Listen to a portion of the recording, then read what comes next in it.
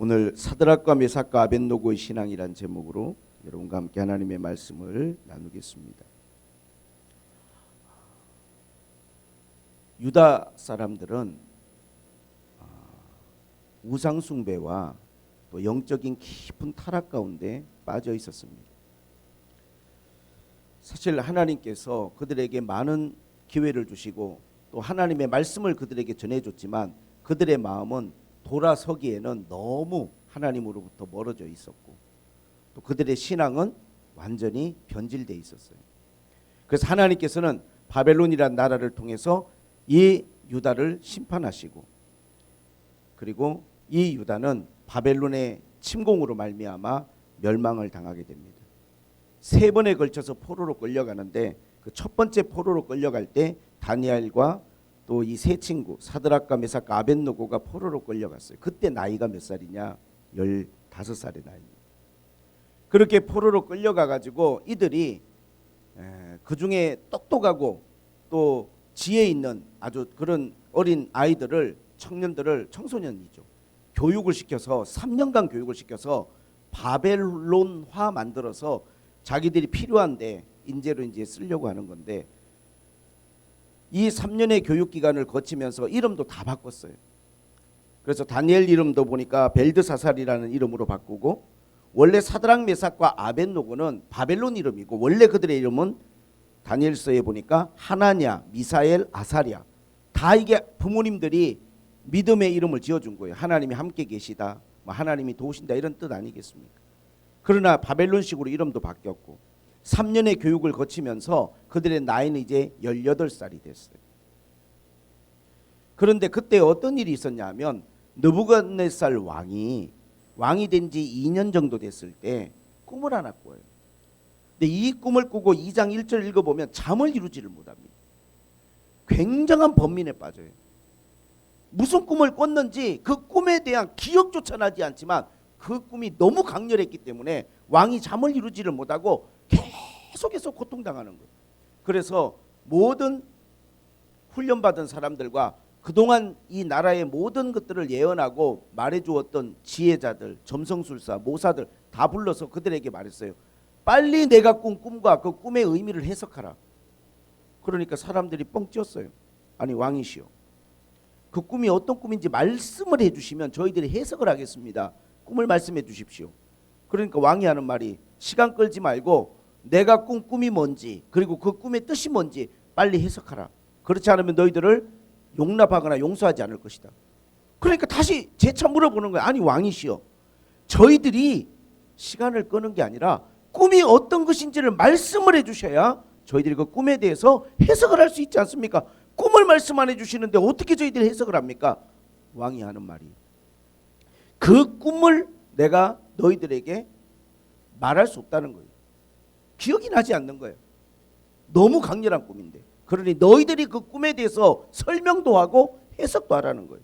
그러니까 갈대아 사람들과 점성술사들인데 이 사람들이 이건 사람 중에는 이런 거를 할 수 있는 사람 한 사람도 없습니다. 왕이 꾼 꿈을 왕이 기억을 못 하시고 계시는데 어떻게 우리가 그 꿈이 뭔지를 맞추고 그 꿈을 해석할 수 있습니까? 사람 중에는 없고 육신을 갖지 않은 신이 할 수 있는 일이지 이건 사람은 못합니다. 그러니까 왕이 그러면 너희들이 지금까지 월급 받고 여기서 지금 다 너희들이 하는 게 무슨 소용이 있냐?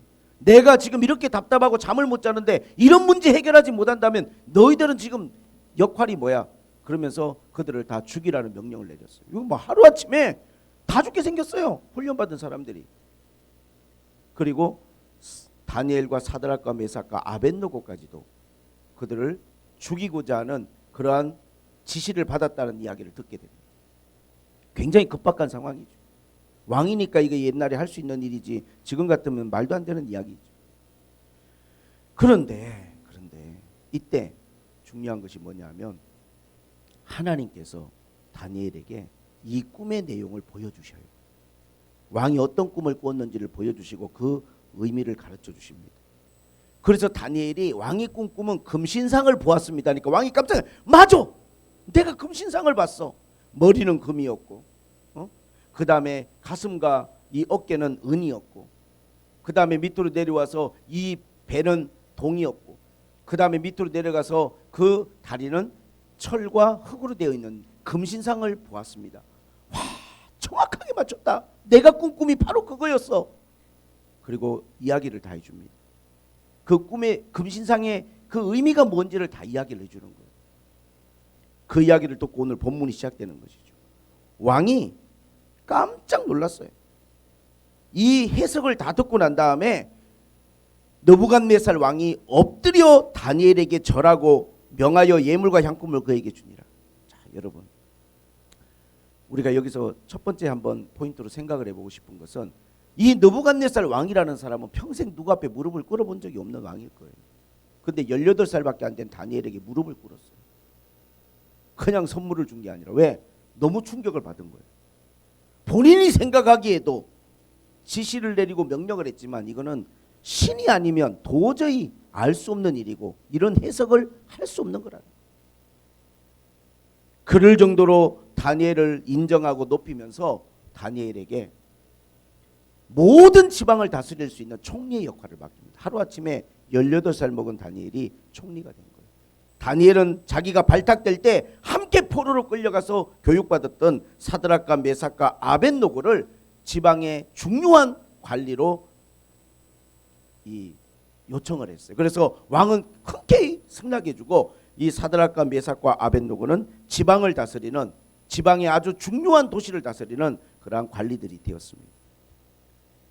자, 그런데 3장을 딱 넘어가니까 이게 몇 년의 세월이 벌써 지났냐면 15년이 지났어요.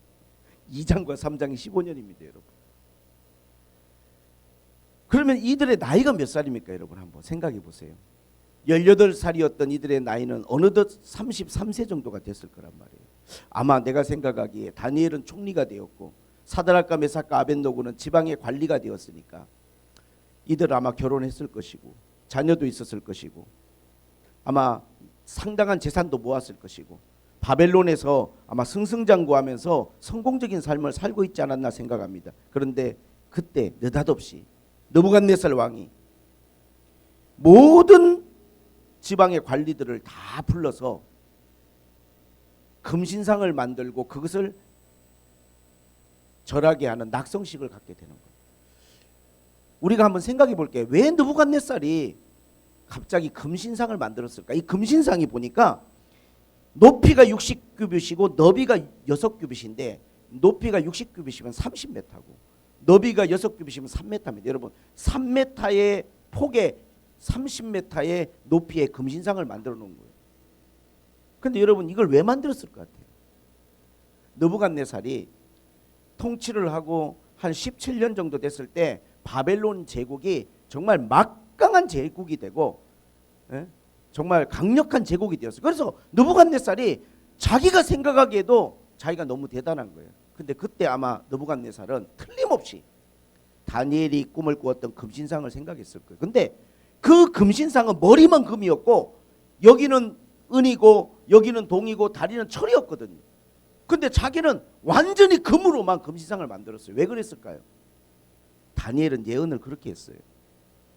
왕은 바벨론은 머리고 금이지만 그 다음에 이 바벨론이 무너지고 은으로 된 이 나라들이 나올 것이고 그 다음에는 그 나라도 무너지고 동으로 된 나라가 나올 것이고 그 나라도 무너지고 철과 흙으로 된 나라가 나올 것이고 그것도 무너지고 하늘에서 뜨인 돌이 떨어져서 완전히 금신상을 무너뜨리고 온 땅에 이 돌로 덮인다 했는데 이것이 바로 예수 그리스도의 나라와 세계를 의미하는 것을 다니엘이 예언했거든요.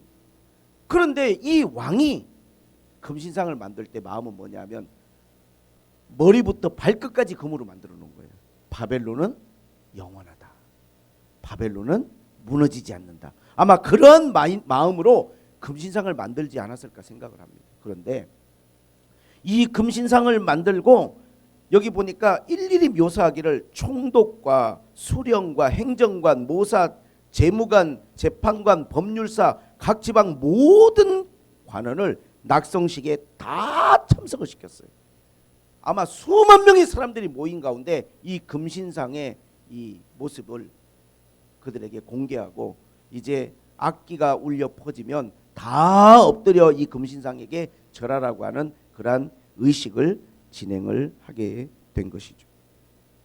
자, 여러분, 저는 오늘 이 말씀을 이렇게 쭉 보면서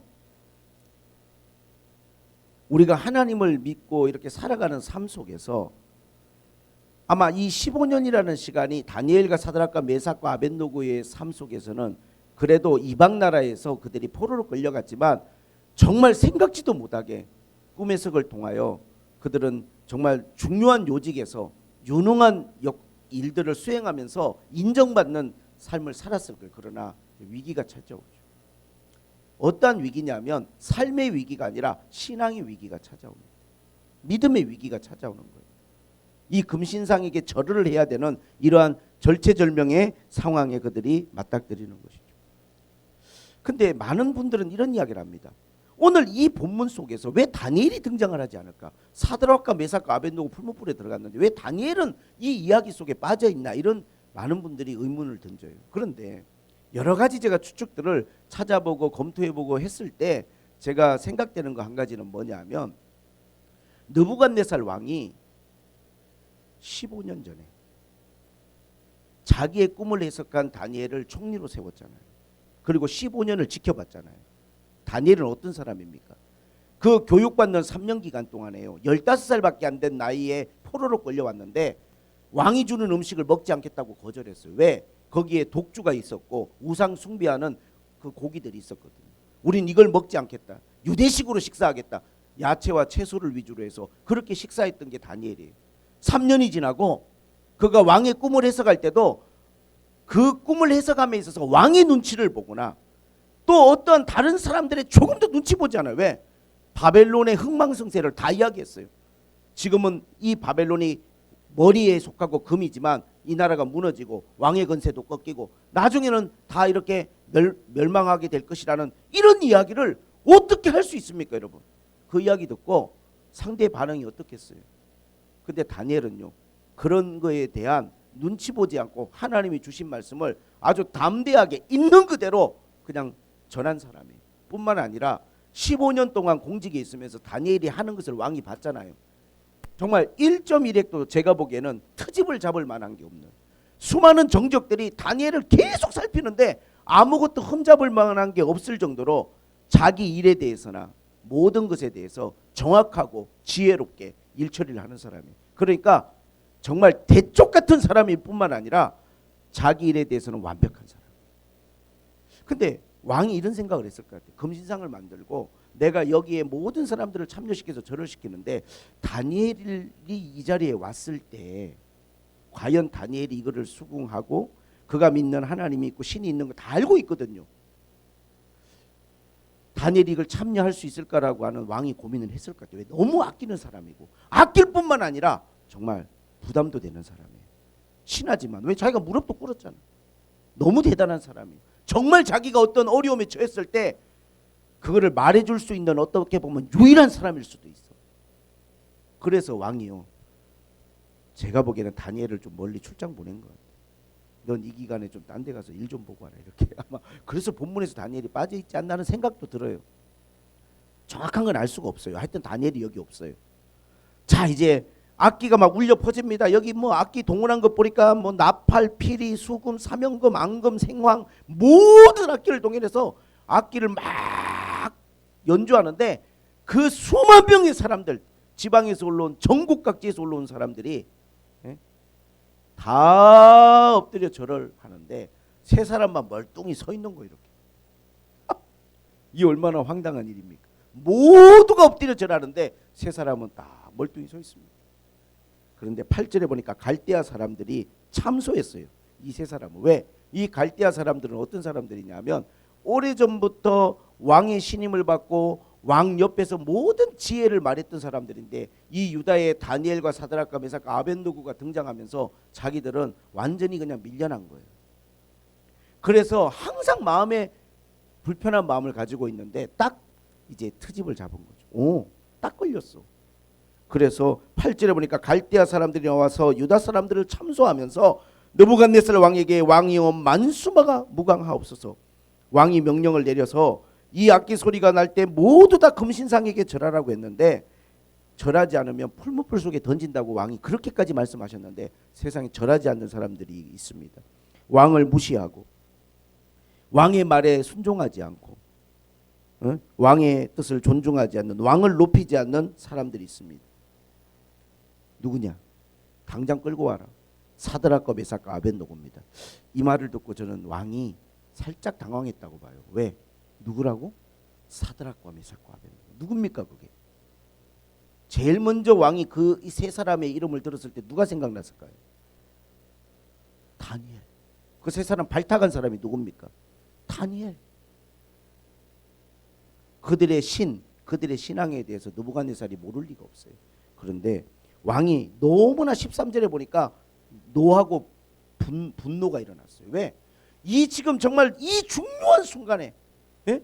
모든 사람들이 모여가지고 있는 이 중요한 순간에 여기에 찬물을 끼얹어 버렸잖아요. 얼마나 속상한지 몰라. 왕이 자기의 어떤 말에 그 권위에 뭐라고 할까, 흠집을 내버렸죠. 모두가 다 엎드려 져 있으면 왕이 그냥 위상이 올라가고 이 금신상이 번쩍번쩍하면서 자기 나라가 영원할 거라고 선포하려 했는데 세 사람이 절을 하지 않는 바람에 이게 그냥 뭔가 이게 거슬리고 마음에 화가 납니다.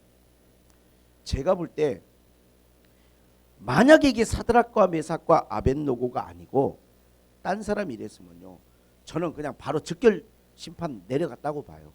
당장 죽여라 이래. 근데 왕이 세 사람의 이름을 들었잖아요. 누구라고? 사드락과 메삭과 아벳노고입니다. 끌고 와라. 왕이 분하고 노하여 그들을 끌고 오라고 말해서 끌고 왔어요. 근데 14절에 보니까 저는 깜짝 놀랐어요. 느부갓네살 왕이 그들에게 물어 이르되 사드락 메삭 아벳노고야, 너희가 내 신을 섬기지 아니하면 내가 세운 금신상에게 절하지 아니한다 하니 사실이냐?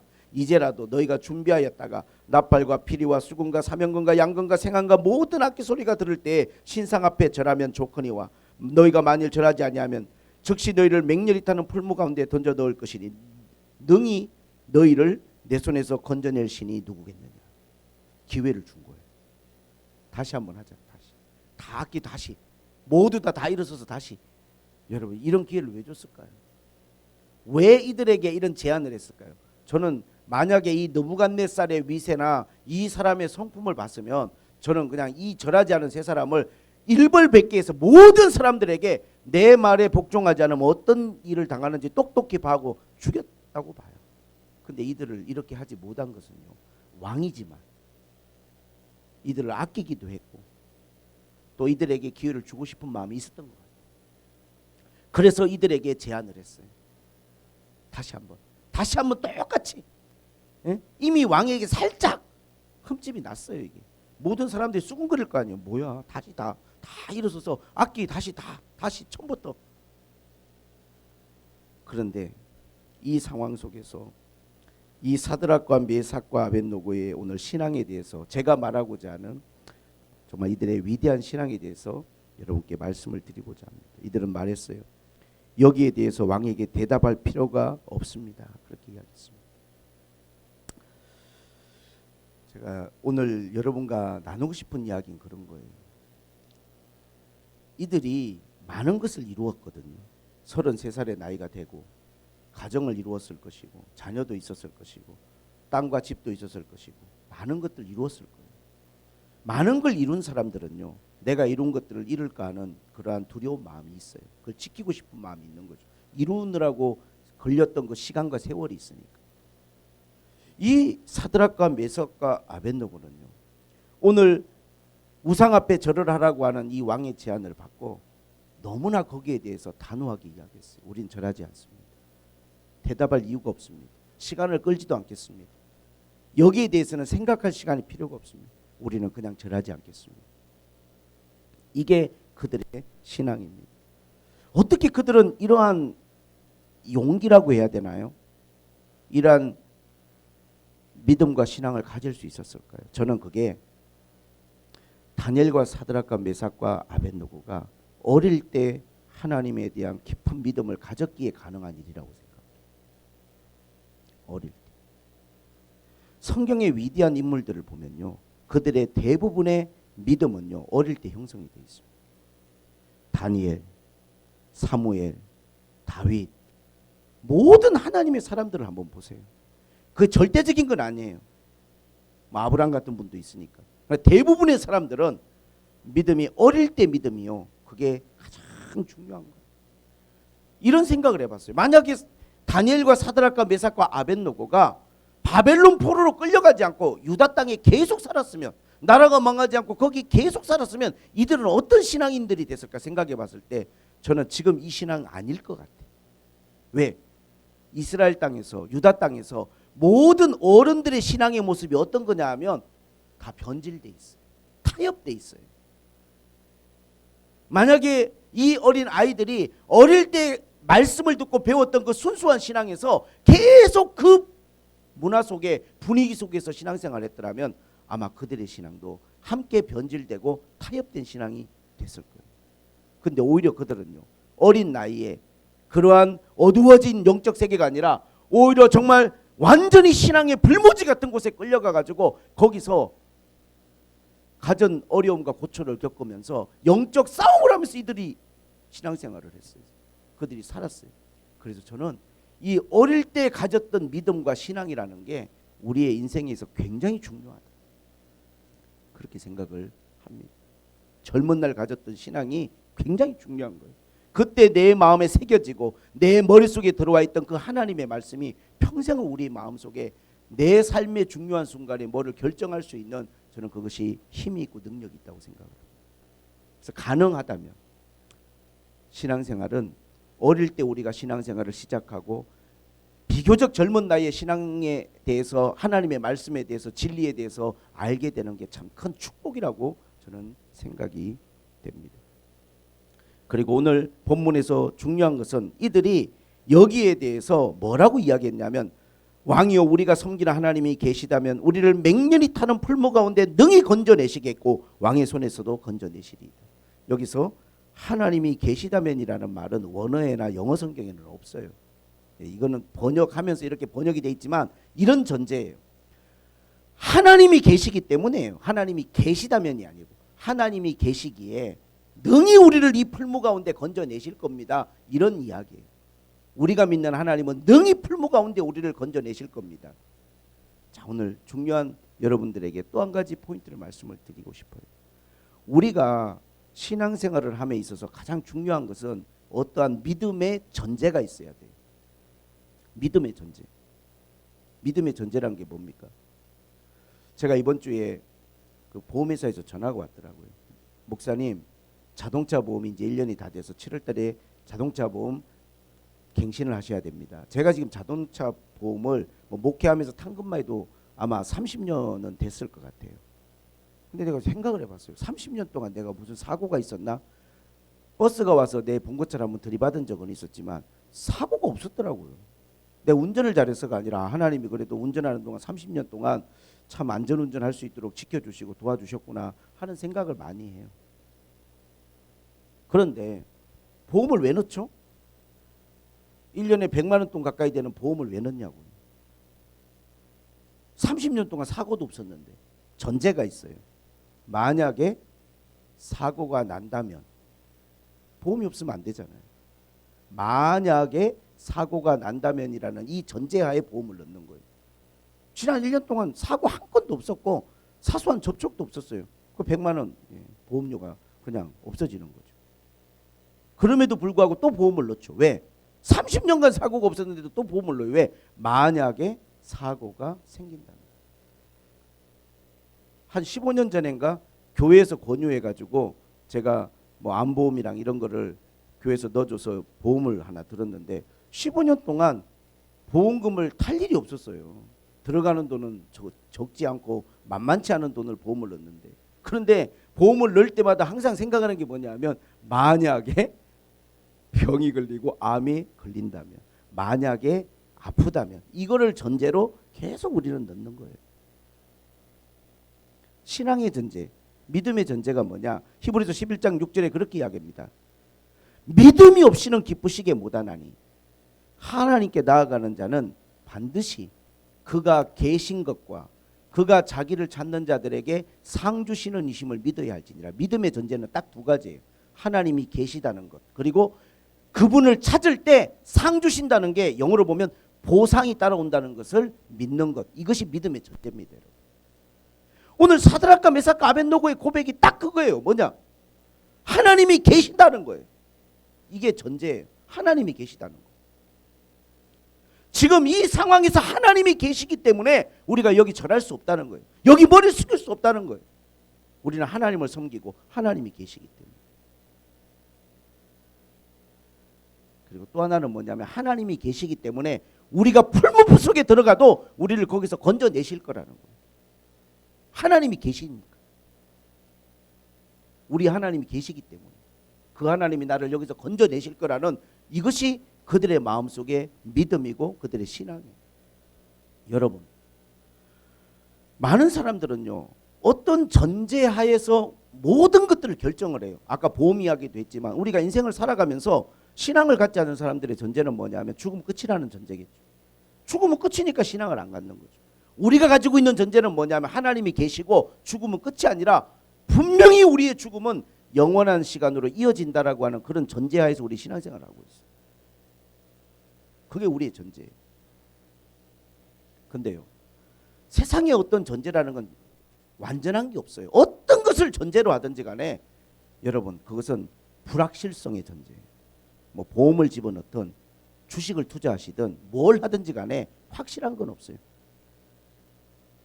만약에 내가 예를 들어서 건강식품을 먹는다고 하면 그게 좋아질 거라는 우리가 가능성인 거지, 그게 내 생명에 대해서 보장이 되고 확실한 건 아니잖아요. 내가 운동을 한다고 해도, 내가 뭘 한다고, 이 세상에 그 어떠한 것도 전제가 불확실성이 있어요. 그런데 신앙을 만약에 내가 불확실성을 갖고 신앙생활을 한다고 해봅시다. 계실지도 모르니까, 천국이 있을지도 모르니까, 하나님이 없을 수도 있지만 있을 수도 있으니까 그래도 무서워서 신앙생활, 그런 신앙이 여러분, 어떤 위기 상황에, 어떤 정말 결단의 상황에 그 신앙이 의미가 있을까요? 저는 의미 없다고 봐요. 사드락과 메삭과 아벳노고는요, 하나님이 계시다는 확고부동한 신앙과 믿음을 가지고 있었기 때문에 우리는 여기에 대해서는 더 이상 타협할 이유가 없습니다. 내가 지금까지 이룬 거, 여기서 누린 모든 것들, 이 모든 것들을 걸고라도 우리는 우상에게 절하지 않습니다. 그리고 하나님은 우리를 여기서 건져내실 겁니다. 이게 그들의 믿음이에요. 근데 오늘 그들은 한 가지 더 이야기를 합니다.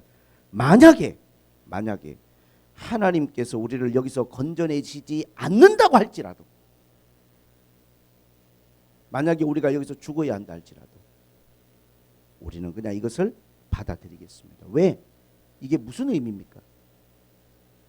하나님 계시기 때문에, 그 하나님이 계시기 때문에 그분에게 나의 운명, 나의 미래, 나의 모든 생명까지 다 그분의 손에 맡기겠다는 거예요. 건져내시지만 건져내시지 않아도 나는 맡길 거라.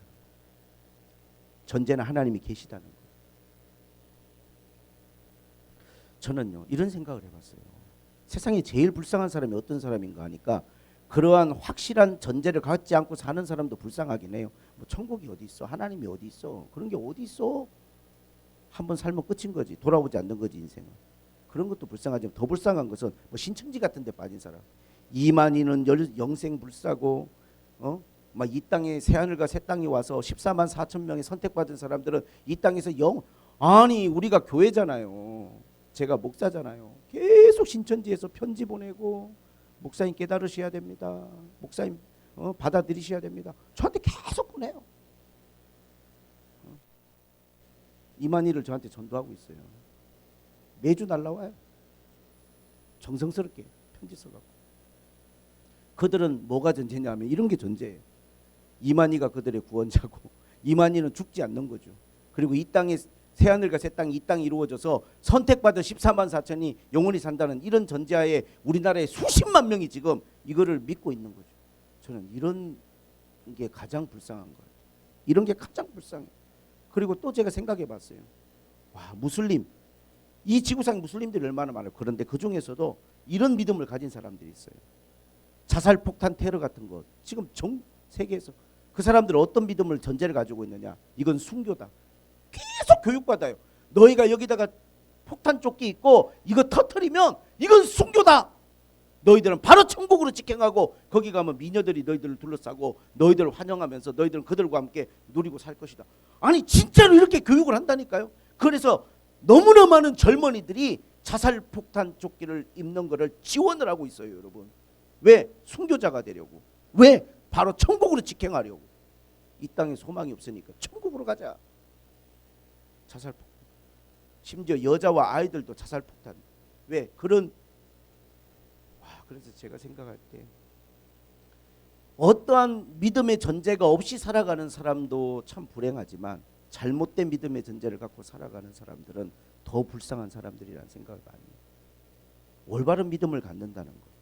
얼마나 여러분이 우리의 한 번밖에 없는 인생을 살아가면서 이게 중요한 것인지 모르겠어요. 사드락과 메삭과 아벳노고는요, 그러한 믿음을 가졌어요. 하나님이 계시다. 그러므로 우리는 우상에게 머리 숙이지 않는다. 그리고 그 하나님은 능히 이 고통과 불 가운데서 우리를 건져내신다. 그리고 설사 그렇게 하지 않는다 할지라도 우리는 그 하나님께 내 운명과 미래를, 내 모든 것을 다 맡기겠다. 저는 그렇습니다. 기도할 때, 선교할 때, 무슨 일을 할 때든지 하나님이 계시고 내 기도를 들어주시고 보상해 줄 걸 믿어요. 그러나 그렇게 하지 않아도 예배를 멈추지 않을 것이고 기도를 멈추지 않을 것이고 선교를 멈추지 않을 것이고 주님을 위해서 살아가는 내 인생의 시간들을 멈추지는 않을 거예요. 왜? 하나님 계시기 때문에. 그분께 모든 것들을 맡기고 그분께 의지할 겁니다. 사드락과 메삭과 아벳노고가 풀무불 속으로 떨어졌지만 하나님은 그들의 믿음을 보시고 그들을 구원해 주셨습니다. 사랑하는 우리 새물결교회 성도 여러분, 제가 왜 오늘 이런 설교를 준비했냐 하면 모든 게 변해가고 또 시들어가지만 믿음과 신앙은요, 변하면 안 되는 거거든요. 저는 사드락과 메삭과 아벳노고가 풀무불에 들어갔다는 것이 대단한 게 아니라 이들이 15살의 포로로 끌려와서 자그마치 18년의 세월이 흘러서 33살의 나이가 됐는데도 어떻게 그들의 믿음이, 그들의 신앙이 변하지 않았을까? 그 부분이 가장 존경스럽고 가장 제 마음속에 너무나 위대하게 다가옵니다. 모든 게 퇴색되고 모든 게 타협되고 모든 게 변해가는 세월 속에 변하지 않는 믿음과 신앙으로 하나님 바라보고 살아가는 사람들이 있다는 게 얼마나 저한테 큰 위로가 되고 힘이 되고 용기가 되는지 몰라요. 이런 마음을 가져야겠고요. 현실과 타협하면서 현실 속에 그냥 내가 그렇게 타협하고 변질되면서 살아가는 게 아니라 내가 어릴 때 들었던 하나님의 말씀에 대해서 끝까지 마음속에서 이것을 지키며 살아가는 그들의 믿음. 물론 그들이 바벨론 땅에 살아갈 때 모든 걸 거부하지 않았어요. 이름 바뀌는 것도 받아들였습니다. 원래 그들의 이름 다 없어졌어요. 하나냐, 미사엘, 아사랴. 그 아름다운 이름들 다 없어지고 사드락, 메삭, 아벳노고라는 바벨론의 이름이 부여되고 그들이 주는 녹봉을 먹고 그들의 문화 속에서 그렇게 살아가는 삶이었지만 한 번도 그들의 마음속에서 하나님을 잊은 적이 없고 믿음에 대해서 타협한 적이 없다는 것이 오늘 우리가 배우고 본받아야 될 신앙의 모습이라고 생각합니다. 여러분들이 이 땅을 살아가지만 여러분의 마음속에 하나님이 심어주신 여러분의 마음속에 말씀과 믿음은 끝까지 변하지 마시고 정말로 어떤 삶의 순간들에 여러분에게 주신 그 하나님의 말씀이 여러분들에게 중요한 선택이 되고 또 결정이 되실 수 있기를 주님의 이름으로 축복을 드립니다. 할렐루야. 기도하겠습니다. 하나님 아버지,